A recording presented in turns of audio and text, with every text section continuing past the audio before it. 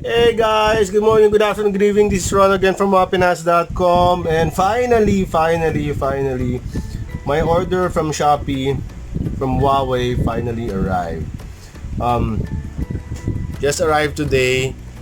The Huawei Matepad Pro tablet. The original price is 32,990. I was able to get a discount of 2,640, so I only paid 30,700 pesos. Okay. And what does it come with? When we ordered this, it was during their pre-order time. So there's supposed to be a free keyboard, free M Pen, free speaker, VIP service worth 14,980 and 1,000 voucher. I don't know how. So I'm gonna check now if it's still the same. You still get some freebies, but no more. Oh, now you just get the flip cover and VIP. So it's a good thing I bought it during the pre-order versions. One sold. I guess that's me. Okay. So the original price there is, as you can see, is 32,990. So we're gonna open it up the freebies first.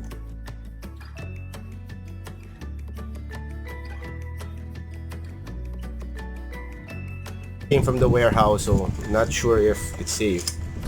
So there's the speaker. It's a Bluetooth speaker. I have so much of that, we'll probably give this away.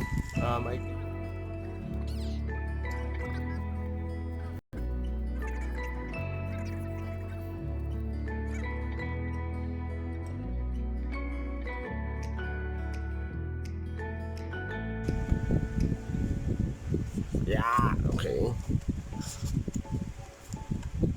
This part, I guess, is all the manuals, warranty. There's a tip, a nib, extra nib, I assume.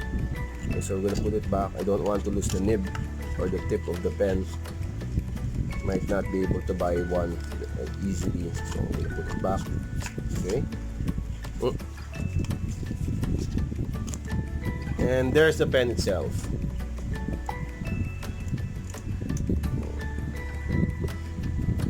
So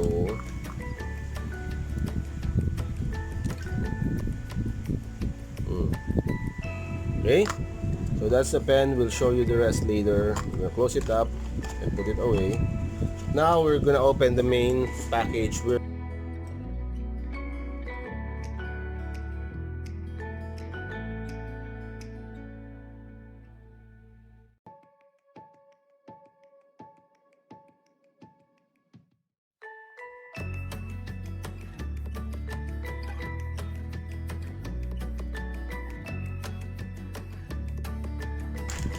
Keyboard is wow. So it's also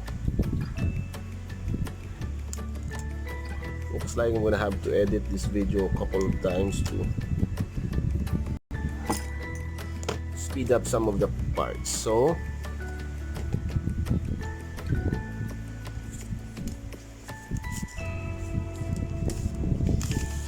wow, so there's nothing else inside the box except for the actual keyboard, the cover case. You can see place.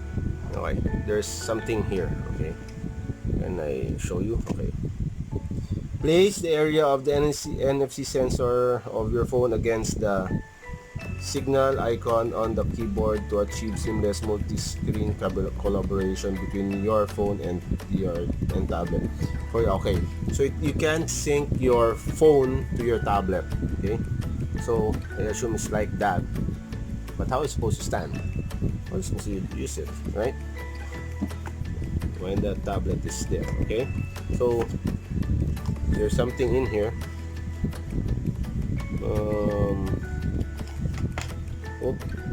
Warranty card and manual. That's it. Okay, so we're not gonna use that. We don't need that. We're gonna put it back in. Okay, so here's the look at the keyboard. Nice. Okay, I haven't seen any way to charge the keyboard, so I assume the power is gonna come from the device by NFC. We'll read the manual later. So there it is.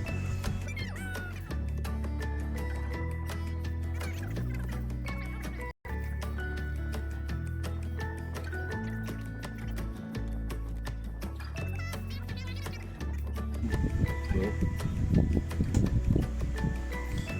So it's supposed to have 3 months WPS premium membership, 50 GB mobile cloud service for 12 months, 1 month Mango TV VIP, 3 months TVP VIP, 14 days Explorer experience, free contents including BBC and Google. Okay. The screen size is 10.8 inches. Processor is Kirin 990 octa-core. Operating system 10, Android 10. It's supposed to have 6 GB RAM and 128 GB ROM. I was supposed to buy the M5 Lite, the one with 4 GB, around 16,000, but they didn't have stock. Camera is 13 megapixels. Front is 8 megapixels. Battery capacity is 7,550 milliamperes. 40 watts quick charge. Connectivity. So yeah, that's the. They also has fingerprint sensor. Okay, so we're gonna have a look at it now.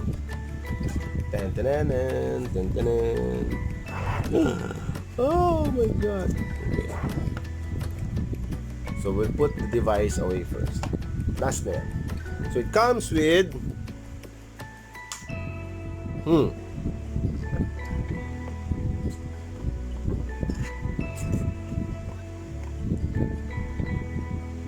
SIM ejector. Not sure why. Probably has a SIM. Doesn't say. There's a Type C adapter. I'm not gonna open it muna. I don't want to lose it. Okay. And a Type C connector, charger, cable. Okay.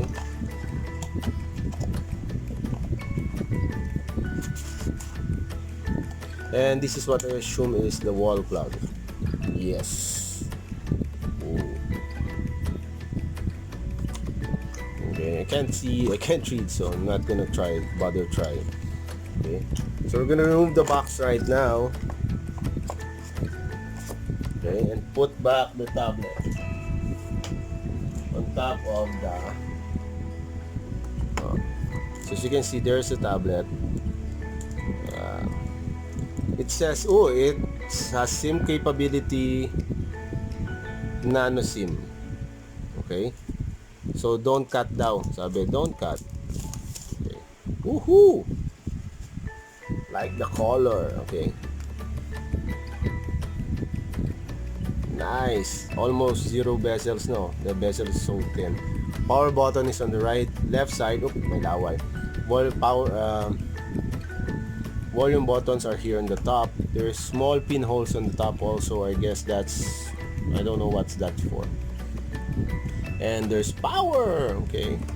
The speaker grills are on the left side along with the power button. It also has on the right side. And the charging port is here. Okay. And the SIM tray is in the bottom. Okay, so we're gonna try to open the SIM tray while it's loading, so we can show. Ang bilis ah. We can also show you exactly how it looks like. Trying to find my SIM tools.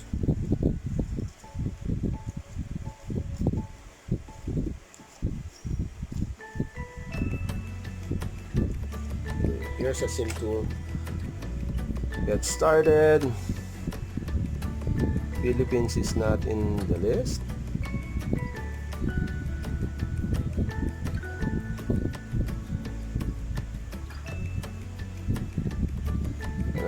P QRST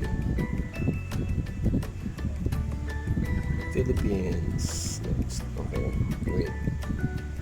There's a pinhole. Let's. Okay. And it's a dual SIM tray. I don't think you can put a micro SD. Doesn't say so. It doesn't look like one. Okay, it's there. Okay. Okay. Next. No SIM card yet.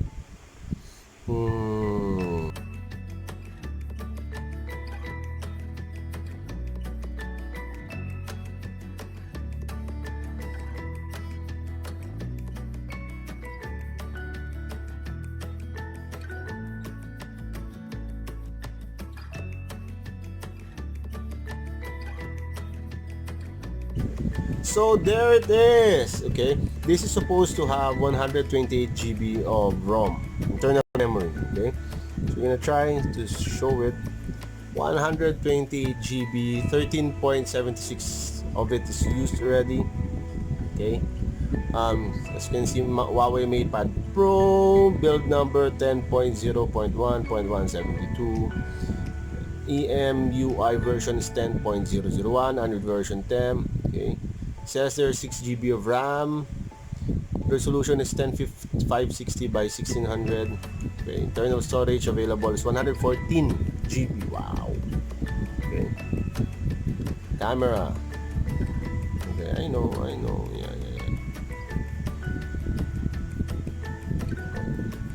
So that's the back camera. We're gonna try to flip it over in the front. Oh, yeah. Okay. So that's the quick unboxing for the entire set of the Huawei Matepad Pro. Still available on. Okay, we'll try to connect it here. So how do you place it? Oh, it's magnetic. See? And there's magnet. And then it's magnetized. Bluetooth will be enabled when connecting. See? Connect.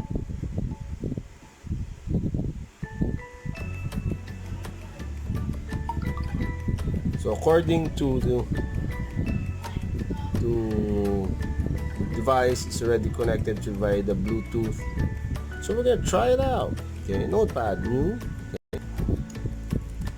Okay. Wow. See? Physical keyboard is enabled. So that's how it looks. If you want to move it, just need to lift it up and then move it back. Okay. So as you can see, it's very well connected. Looks like the magnet is strong enough to. See, I'm holding it by the keyboard and it's not falling. Well, I still don't suggest that you do it. So might break it. It's 33,000 pesos.